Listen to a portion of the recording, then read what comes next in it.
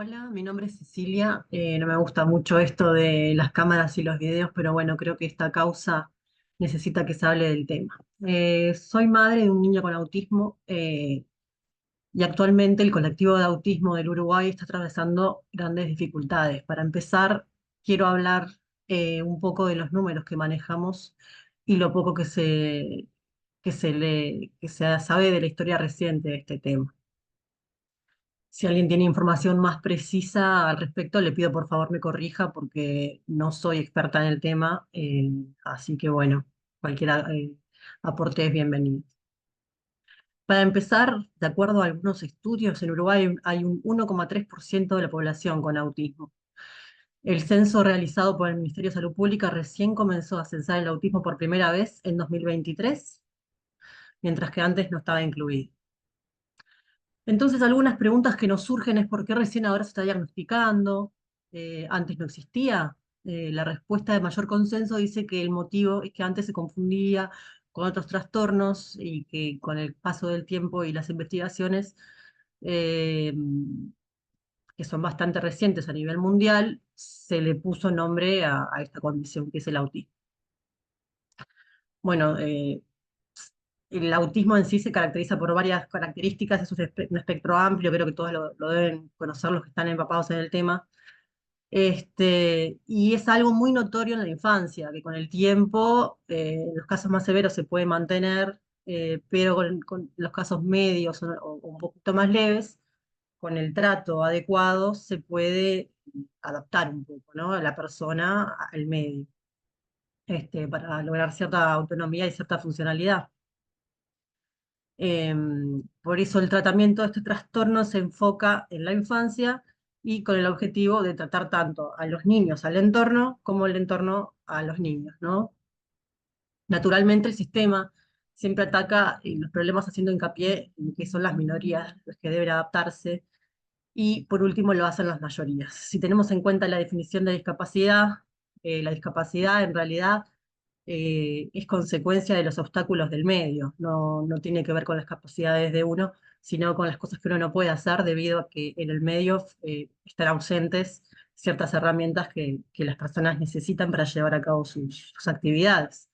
Entonces, bueno, en este caso la discapacidad se vería dada por todo aquello que falta, que no existe, para que un niño con ciertas condiciones pueda hacer ciertas cosas, digamos. Este, Antes, en realidad esto es una mentalidad un poco más moderna, pero siempre la discapacidad se centró en el individuo y en sus falencias, digamos, en sus puntos flojos o débiles. Pero sin embargo, si lo pensamos de una forma distinta, más integral, más inclusiva, en la que todos y nos reconocemos a todos como individuos que somos todos diferentes unos de los otros, nos damos cuenta que en realidad el entorno debería ser brindar las mismas herramientas para que todos podamos, o brindar las herramientas necesarias para cada tipo de necesidad. En el tiempo han habido muchas luchas de este tipo, por motivos de raza, de género, ¿verdad? Bueno, en este caso de discapacidad. En un momento la mujer no podía votar, personas de raza negra eran esclavas, y hoy por hoy todo eso, o sea, el humano ha ido evolucionando, lamentablemente tuvimos que partir de una idiosincrasia muy retrógrada, muy binaria, por algún motivo. La humanidad se configuró de esa forma en vez de partir de la base de que todos tenemos los mismos derechos, ¿verdad?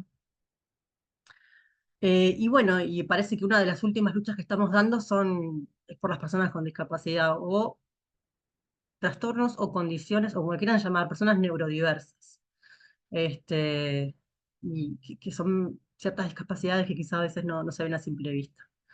Pido perdón si los términos que estoy utilizando no son los que condicen con ciertas normas actuales, pero bueno, también uno se tiene que deconstruir y a veces cuesta un poco. Como consecuencia de esta evolución de pensamiento, podemos observar que siempre los países más desarrollados son aquellos que llevan la vanguardia de estos temas y en relación al autismo nos interesa ver cómo se aborda, cómo se trabaja y cómo se trata para poder conseguir que este colectivo se integre a la sociedad y la sociedad lo integre a él, ¿no? Y vemos países con recursos que han llegado a la conclusión de que lo mejor es incluir a los niños con TEA en las escuelas convencionales, lo cual, eh, por tal motivo, se necesita tal y cual terapia para poder mejorar la adaptación de la persona con TEA al entorno. Pero la pregunta que me surge es, ¿alcanza con adaptar al niño a la sociedad? ¿O debemos educar e informar a la sociedad para que pueda acoger a estas personas en los ambientes educativos? Hoy por hoy estamos teniendo en Uruguay problemas de ese tipo, muy, muy graves. Sobre todo teniendo en cuenta que estamos en 2024 y uno piensa que, bueno, hay un montón de generaciones súper desarrolladas, súper modernas, los milenios, la generación Z, los alfa, pero sin embargo vivimos en un mundo en el cual todavía la gente con discapacidad no puede ir a las escuelas con el resto de los niños, ¿verdad? Queda mucho por hacer, estamos muy, muy primitivos en todo esto. Lo que es la formación docente del Uruguay, el magisterio no tiene en su malla curricular nada que tenga que ver con discapacidad y realmente los porcentajes de alumnos son altos y cada vez van en aumento porque el autismo es algo que parece que es una especie de tendencia mundial que va en aumento. Entonces, tarde o temprano, los centros educativos se van a tener que ayornar y tomar medidas básicas e incluirlas dentro de las medidas que ya existen, ¿no? Y no tenerlas como algo alternativo que si aparece quizá lo hago no, tiene que ser algo que esté estipulado y que sea parte de una norma. De hecho, es una norma que ya existe. Hay una ley de inclusión que obliga a las escuelas a contar, a solicitar recursos y a pedir los apoyos necesarios para que los niños con autismo puedan ser incluidos, con autismo o con cualquier otra dependencia. Este, pues bien, entonces, cuando comparamos Uruguay con los países desarrollados, miramos por un lado las escuelas y vemos que están preparados para enfrentar ese desafío y vemos que no, porque yo estoy en varios grupos, tengo por lo menos 4 o 5 grupos de padres de niños con autismo y todos los días son caso tras caso de discriminación, de reducción horaria.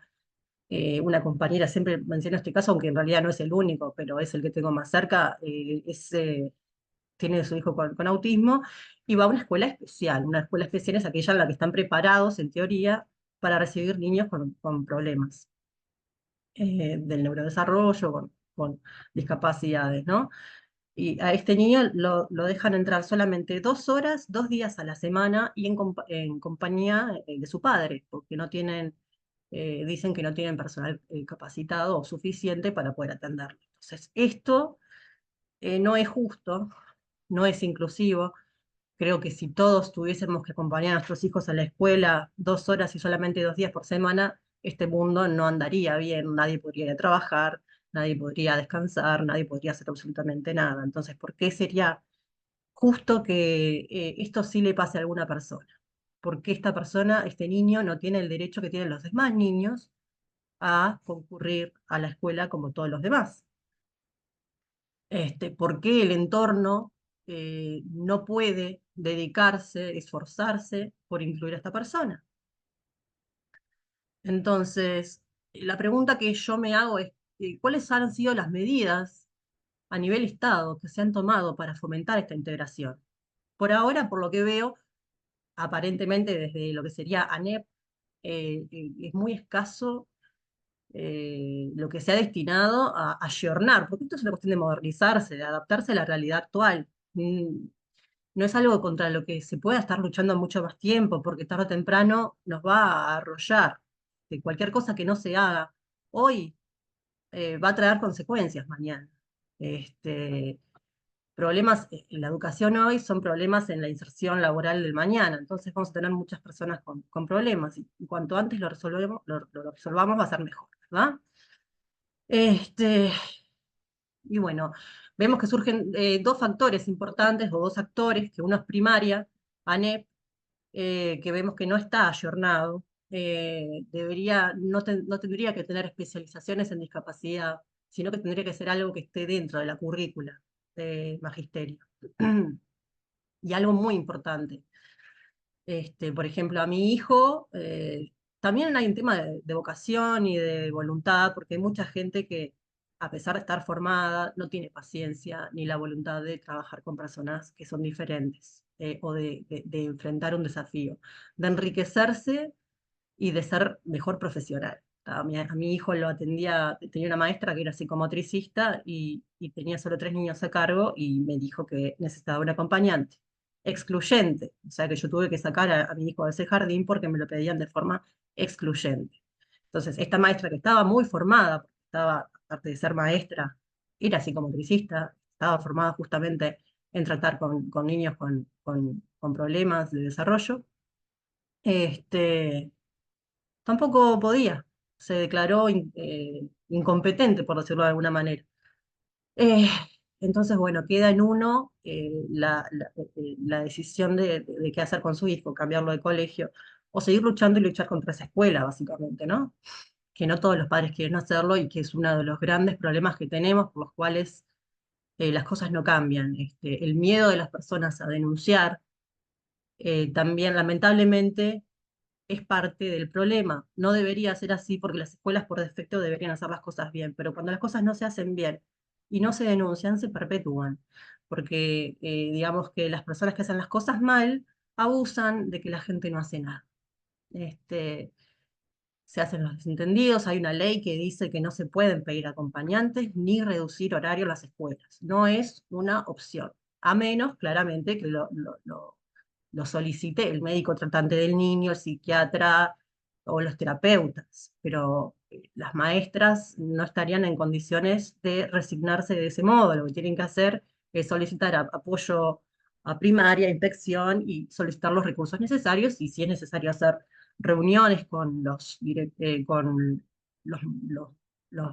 doctores tratantes de ese niño para ver qué es lo mejor, hacerlo, pero no tomarlo como una medida de exclusión que termina siendo lo que sucede. Otro, otro factor que surge a partir de que ANEP en este país no está preparado para este tipo de casos es el Ministerio de Desarrollo, que, bueno, como todos saben, surgió en 2005 y en el mismo se desarrolló un programa que se llama, que es el Sistema de Cuidados, que nace en el 2015. A partir del sistema de cuidados, este, que tiene varios objetivos, muchos de ellos es tratar de eliminar la precarización del trabajo no remunerado, las mujeres siempre son las que cuidan, hay personas de tercera edad sin cuidado, sin nadie que los cuide, o sea, poder apoyar y brindar recursos a la población para subsanar todos estos problemas, ¿verdad? Y entre uno de estos programas que tienen surge el de asistente personal, que es aquel que te brinda un asistente a la persona que tiene capacidad o dependencia eh, para, eh, para que pueda ejercer las actividades del día a diario y para que su cuidador pueda hacer otra cosa, como por ejemplo ir a trabajar o, no sé, alguna otra cuestión de su vida diaria que esté siendo privado de poder hacer por estar cuidando a un tercero. Entonces las escuelas han recurrido a este recurso. Eh, entonces, bueno, cuando las escuelas no pueden hacerle frente a, eh, a las necesidades individuales del niño, lo que hacen es solicitar acompañante. Entonces uno va al MIDES y solicita el acompañante. ¿Qué pasa? En el 2015 esta figura se brindaba y con el paso del tiempo en realidad el sistema de cuidados se ha ido implementando, tiene muchas etapas de implementación, como todas las cosas que comienzan, se hacen planes piloto y se van aumentando la cantidad de recursos que se brindan y la cantidad del alcance al que van a llegar. Este, mm, Llegó un momento en 2019 que se amplió tanto la capacidad a la que se quería alcanzar de personas con discapacidad, que los recursos económicos tuvieron que empezar a distribuirse un poquito más ajustadamente, porque no se podía responder a todas las necesidades de todas las personas que lo necesitaban. Y bueno, y ahí empezó a generarse una especie de acumulación de personas que necesitaban el acompañante, el asistente personal, en realidad es la palabra correcta. Pero en 2020 Lo que ocurre es que con la pandemia se dejan de brindar estos asistentes personales y tampoco se administró, o se administra la situación de forma en la que quede una lista de espera en la que se retome, o sea, luego del 2020 no es que se retomó donde quedó y se siguió adjudicando un asistente personal, sino que se redujo por algún motivo que no conocemos, no sabemos si es una cuestión de ahí viene el niño, de recursos económicos, que se acaba de despertar. Pero bueno, la realidad es que estamos en 2024 y bueno, en 2021 había una lista de espera de 3.500 personas y en 2024 la lista es de 6.600. Entonces, nos preguntamos, los padres de niños con autismo, ¿qué es lo que ha pasado? ¿Por qué se han dejado de dar estos asistentes? Y no tenemos una respuesta. La respuesta de las autoridades es que, bueno, que la pandemia, pero la pandemia fue hace 3 años. Entonces no nos satisface, porque hay niños en lista de espera hace más de 3 años y medio, que son años importantísimos para la escolarización de los pequeños, y es tiempo perdido, tiempo que es importantísimo para la neuroplasticidad de nuestros hijos. Este, entonces, bueno, cuando escucho a algunos actores políticos decir que no se hizo nada durante el gobierno del Frente Amplio y que sí se hizo algo durante el gobierno de la calle, no le encuentro la lógica, porque realmente el MIES y el sistema de cuidados existe gracias al Frente Amplio y gracias al Partido Nacional y los blancos. En 2020 se frenaron todos los apoyos. Ninguno no han sido capaces de abordar el sistema de primaria. No lo han podido manejar y realmente no entiendo cuál es la lógica de estas personas que encima, bueno, ahora tenemos una candidata a vicepresidenta que encima tiene un hijo con autismo, a la cual realmente no le entiendo la lógica, porque es totalmente al revés de la realidad, y no entiendo qué es lo que pretende. Este, pero bueno, lo que me parece que está bueno plantear es si las opciones que tenemos hoy en día son las mejores. ¿Cómo el sistema político influye en que estos programas se lleven a cabo? Tendremos que hacer que los políticos tomen decisiones que nos favorezcan, que reactiven la situación, que nos brinden soluciones, que resuelvan el problema de los derechos de los niños. La pregunta es, ¿qué camino deberíamos tomar para lograr un sistema eficiente? Este, Otra cosa que no ayuda mucho es que en realidad las organizaciones con autismo están todas diseminadas, deben haber más de 20 y no actúan en conjunto, y unas son enemigas de otras, hay un tema de ego, de quién quiere ser el que lleve la voz cantante, ¿verdad? Y eso no estaría ayudando a que se cumplan nuestros objetivos. Este, lo que todos queremos es que los niños tengan una inclusión, no sean echados de las escuelas, y aquellos que lo necesiten tengan su asistente personal, pero no en una demora de 3 años, lo antes posible, en lo posible en menos de un año, por favor. Bueno, la dejo por acá, eh, aguardo sus comentarios, espero que no me tiren mucho hate, porque la verdad yo no sé hacer estas cosas, pero estamos en un momento de mucha desesperación, y bueno. Espero que esto llegue a buen puerto. Nos vemos pronto. Hasta luego.